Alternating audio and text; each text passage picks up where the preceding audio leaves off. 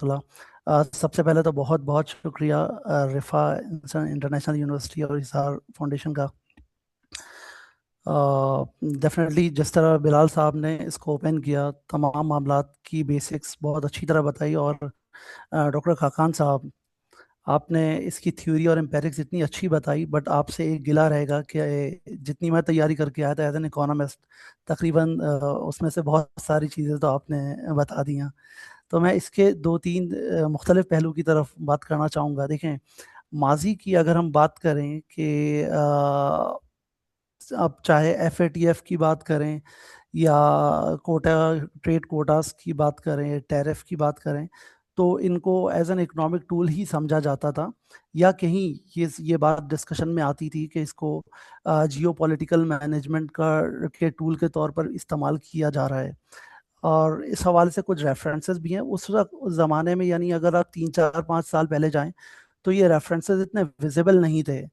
आज ये तमाम चीज़ें बहुत ज़्यादा विजिबल हो गई हैं कि जैसे IMF, FATF, WTO, GSP+, ये सारे by nature they are all और economic tools, but they are practically has been used by these powers as a geopolitical management tools. मिसाल के तौर पे अगर आप ऐसे रेफरेंस इसको नोट करें कि 31 जून नहीं, सबसे पहले तो 31 जनवरी 2018, अगर आप ये डेट नोट करें तो 31 जनवरी 2018 में बिजनेस रिकॉर्डर और पाकिस्तान के दीगर अखबारात में एक खबर छपी थी। पाकिस्तान में सुप्रीम कोर्ट में एक केस था जो कि सब जुडिस था। उस केस को लिंक किया था, उस केस के डिसीजन को लिंक किया गया था GSP+ के स्टेटस से। और ये चीज़ें कोई छुपी हुई नहीं थी, तो अखबारात में शाया हुई थी कि यूरोपीय यूनियन का वफ्द पाकिस्तान आया था, उसने मुलाकात की थी, और अखबार में खबर आई थी कि वो, आप इसको देखिएगा इसकी तफसील को, कि वो केस उस वक्त अदालत में था और यूरोपीय यूनियन ने उस केस के फैसले को पाकिस्तान के GSP+ के स्टेटस से लिंक कर दिया था। उसके अलावा अगर आप दीगर भी देखें तो माजी मई 2018, 31 जुलाई की खबर आपको मिलेगी। 31 जुलाई की, बल्कि मज़ेदार खबर ये थी कि उस वक्त भी ये डोनाल्ड ट्रंप साहब की जो पिछला टर्न था, उसमें र्यूट्रस की मैं हेडिंग आपको पढ़कर सुना देता हूँ, और उसमें ये सारी चीज़ें इससे पहले इतनी ज़्यादा विजिबल नहीं थी। और वो र्यूटर्स की या उस दूसरे अखबारात ने जो खबर छापी वो क्या थी, मिसाल के तौर पे उन्होंने ये कहा कि हम पाकिस्तान, माइक पोम्पियो साहब ने, जो कि सेक्रेटरी ऑफ स्टेट थे, उन्होंने फरमाया था कि हम IMF को अलाउ नहीं करेंगे कि वो पाकिस्तान को लोन दे, चाइना के लोन्स को पे बैक करने के लिए, जिससे IMF के डिसीजन पर अमेरिकन स्टेट डिपार्टमेंट के इन्फ्लुएंस को पहली मरतबा अखबारात में और डॉक्यूमेंट की शक्ल मिली। इससे पहले ये चीज़ें क़यास आराइयों पर तो मबनी होती थी, बट अखबारात में ये चीज़ें शाया नहीं होती थी। दूसरी, आप अगर आप इसको as a geopolitical tools कैसे इस्तेमाल हुआ, तो उसके हवाले से भी दो तीन रेफरेंसेस माजी में मिल जाएंगे कि 2019 की अगर बात करें तो मेक्सिको से निगोसिएशन हो रही थी बॉर्डर वो इन्फोर्समेंट के बारे में।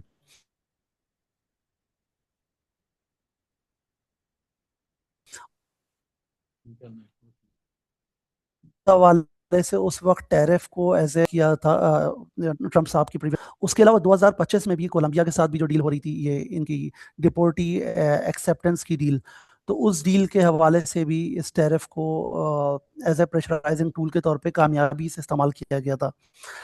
अब इस दौर के अंदर, इस टर्म के अंदर, अप्रैल के बाद से ये बहुत ज़्यादा वाज़े हो गया है कि तमाम टूल्स, चाहे उसको टैरिफ कहें या IMF की या WTO, FATF और GSP+ वगैरह, ये जियो पॉलिटिकल मैनेजमेंट के टूल के तौर पर इस्तेमाल हो रहे हैं। और डेफिनेटली इसमें जो गैर तरक्की याफ्ता या कम तरक्की याफ्ता ममालिक हैं, जिनका इन्हिसार दूसरी अकवाम पर जिस हद तक ज़्यादा है, उस हद तक उनको उनकी मईशतों पर भी और उनकी खुद मुख्तारी और सालमियत पर भी दबाव रहेगा। अच्छा, अब अगर पाकिस्तान की सिर्फ मईशत की बात करें, आइसोलेशन में अगर मईशत की बात करें, तो स्टेट बैंक का डाटा जो कहता है वो चीज़ उस थ्योरी से मुख्तलफ है, जैसी जो थियोरेटिकल एक्सपेक्टेशंस जो हमारी हैं। यानी अगर इसकी इन्फोर्समेंट जुलाई से हुई, अभी मेरे पास स्टेट बैंक का डाटा है जुलाई से लेकर नवंबर तक का, अच्छा, पाकिस्तान और यूएस की बायलैटरल ट्रेड को अगर आप जहन में रखें तो तकरीबन $6 बिलियन की ट्रेड है, मर्चेंडाइज ट्रेड पाकिस्तान और यूएस की।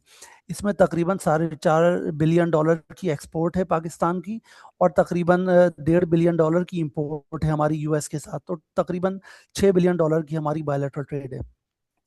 ये एक और बात है कि जो पाकिस्तान की $4.5 बिलियन ट्रेड है, वो हमारी टोटल ट्रेड का तकरीबन 17-18% बनती है।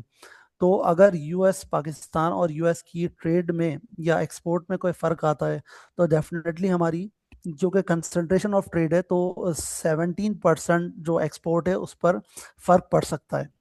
डेटा ये बताता है कि जुलाई से लेकर नवंबर तक जब ये इन्फोर्समेंट हो चुकी थी उस 19% एडवोलम टैरिफ की, उसके बाद हमारी एक्सपोर्ट टू यूएसए 3% इंक्रीज हुआ है उस स्टेट के अंदर।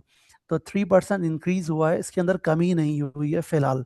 ये एक अलहदा बात है कि डेफिनेटली अगर 3% इंक्रीज हुआ है तो विदाउट दैट टैरिफ हो सकता है ये इंक्रीज हमें 5 to 7% देखने को मिलता।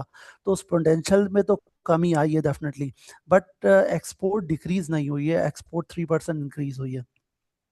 ये एक अलहदा बात है। अगर हम पाकिस्तान की पे इसके असरात की बात करें, तो टैरिफ जैसे कि खाकान साहब ने समझाया बहुत अच्छी तरीके से, थ्योरी और एम्पेरिक्स को एक्सप्लेन किया, कि एक तो अमेरिका की अपनी मईशत पर भी दबाव पड़ेगा, क्योंकि जब आप टैरिफ इम्पोज करते हैं तो एक inflationary cost push inflationary pressure आता है उस अपनी इकोनॉमी के भी ऊपर। तो आप यूएस इकोनॉमी की अगर रिपोर्ट्स देखें तो वो एक इन्फ्लेशनरी प्रेशर वहाँ पर तो है। साथ साथ जिन ममालिक पर टैरिफ इम्पोज किया जाता है, डेफिनेटली वहाँ की भी सप्लाई साइड पर इम्पैक्ट आता है, जैसे कि यहाँ पर असर नज़र आए एक्सपेक्टेड है। अच्छा, पाकिस्तान की अगर बात करें तो पाकिस्तान के प्रॉब्लम्स कुछ और हैं। अब जैसे मेरी आवाज़ आ रही है? जी जी, आ रही। जी। तो एक्सपोर्ट की बात की काकान साहब ने, तो उसी बात को आगे बढ़ाएं कि देखें पाकिस्तान का बैलेंस ऑफ पेमेंट का प्रॉब्लम सॉल्व करने के लिए एक्सपोर्ट हमारी बढ़नी ज़रूरी है। और इसी हवाले से फेडरल गवर्नमेंट का जो ये प्रोग्राम उड़ान पाकिस्तान, उसमें जो एक्सपोर्ट का टारगेट है, इस हवाले से आप एक और देखें कि पिछले साल 7 मई को एक उड़ान भरी पाकिस्तान ने, और अब पाकिस्तान एयरफोर्स की उस उड़ान ने पाकिस्तान के परचम को और पाकिस्तानी कौम के सर को पूरी दुनिया में सरबुलंद किया। लेकिन इसके साथ साथ उस उड़ान को बरकरार रखने के लिए या उस उड़ान में मजीद इजाफे के लिए माशी उड़ान भी बहुत ज़रूरी है, और उस माशी उड़ान के लिए एक्सपोर्ट का बढ़ना ज़रूरी है। लेकिन एक्सपोर्ट के बढ़ने के लिए आपको जो इकोनॉमी का हब है, सिंध या फिर कराची, कराची से ही मेरा ताल्लुक है, तो मैं इस चीज़ को ज़्यादा अमली तौर पे देखता भी हूँ, और आप लोगों ने भी देखा होगा, रिपोर्ट्स में आप देखते होंगे कि जो पोटेंशियल है कराची के अंदर, मेन जो बिजनेस का इशू है वो गवर्नेंस का है।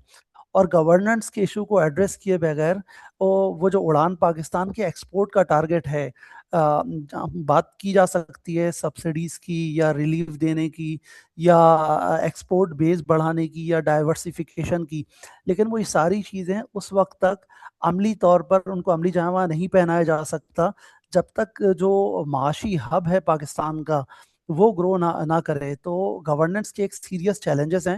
यानी federation of Pakistan chamber of commerce को अगर आप सुने, या यहाँ पर ये कराची चैम्बर ऑफ कॉमर्स या कोरंगी चैम्बर ऑफ कॉमर्स को सुने, तो बिजनेसमैन के जो मसाइल हैं वो बड़े सादा से हैं, जो गवर्नेंस से रिलेटेड हैं, जो सॉल्व हो सकते हैं। अगर उन मसाइल को हल कर दिया जाए और उस तरह की पॉलिसी बनाई जाए कि जिसमें उनका इनपुट भी शामिल हो। मैं इस उड़ान पाकिस्तान के हवाले से जो राउंड दी टेबल्स होती थी उसका पार्ट रहा था, लेकिन उसमें जो बात थी उसको मैं एक शेयर में सम कर देता हूँ कि यहाँ के बिजनेसमैन से अगर आप बात करें कि जो माशी समत है पॉलिसी मेकर्स की, उड़ान पाकिस्तान के हवाले से या एक्सपोर्ट के हवाले से है, तो उसके हवाले से आपकी क्या राय है? तो बिजनेसमैन के जो जवाबात होते हैं उनको एक शेयर में सम किया जा सकता है। वो ये कहते हैं कि शायर कहता है, अगर वो पूछ ले हमसे तुम्हें किस बात का गम है, तो फिर किस बात का गम है अगर वो पूछ ले हमसे"।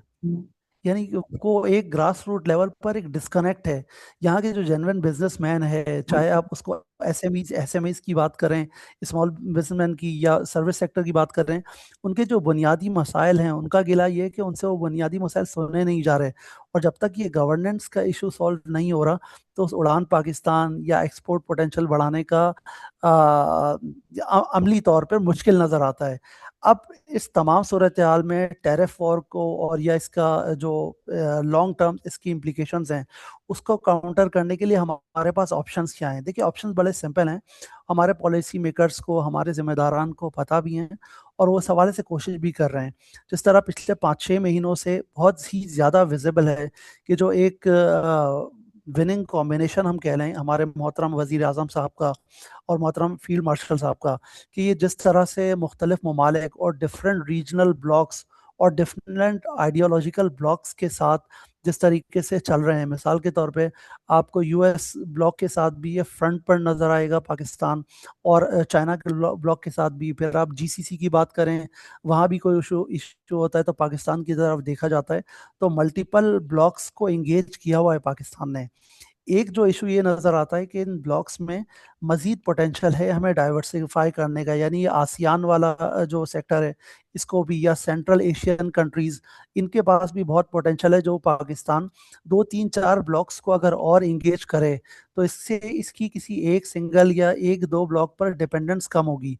पाकिस्तान जैसे मुल्क की डिपेंडेंस किसी एक रीजनल ब्लॉक पर जितनी कम होगी, वो हमारी सालमियत, खुद मुख्तारी के लिए ज़्यादा बेहतर है। मईशत के साथ साथ डेफिनेटली मईशत की बेहतरी के लिए तो ये ज़रूरी है ही, लेकिन उसके साथ साथ मुल्क की सलामती, वक़ार को बरकरार रखने के लिए और किसी दबाव में कमी लाने के लिए उस डाइवर्सिफिकेशन की बहुत ज़्यादा ज़रूरत है। इसके लिए कोशिशें नज़र भी आ रही हैं, और उम्मीद है कि वो आइंदा ये डाइवर्सिफिकेशन हमें और नज़र आएगी। बहुत बहुत शुक्रिया।